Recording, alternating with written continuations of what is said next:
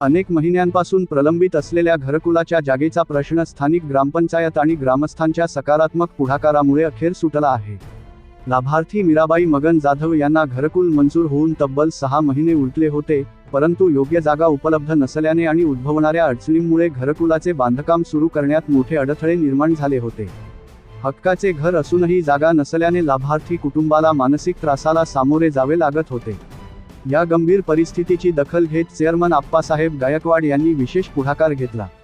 त्यांनी सरपंच, उपसरपंच, ग्रामसेवक निकम साहेब आणि सर्व ग्रामपंचायत सदस्यांना सोबत घेऊन या समस्येवर तात्काळ उपाय शोधण्यासाठी सर्वांची एकत्र बैठक घेतली.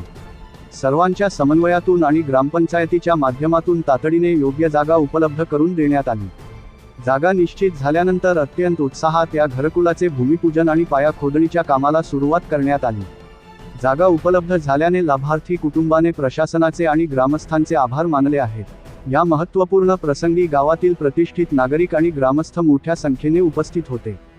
यामध्ये शोभनाथ गायकवाड, रामेश्वर गायकवाड, जगन गायकवाड, देवीदास गायकवाड, किरण गायकवाड, बाळासाहेब गायकवाड, सीताराम गायकवाड, कारभारी गायकवाड, नामदेव गायकवाड, वाल्मिक गायकवाड, बंडू गायकवाड, आबा आहेर, वाल्मिक नवधने, सुभाष सोनवणे, गोरख गायकवाड, आत्माराम गायकवाड, संतोष मंजिरे, संदीप गायकवाड, दादा चारे, दीपक गायकवाड, शुभम गायकवाड यांच्यासह ग्रामपंचायत कर्मचारी सुनील शिंदे आणि पत्रकार संतोष भानू प्रामुख्याने उपस्थित होते.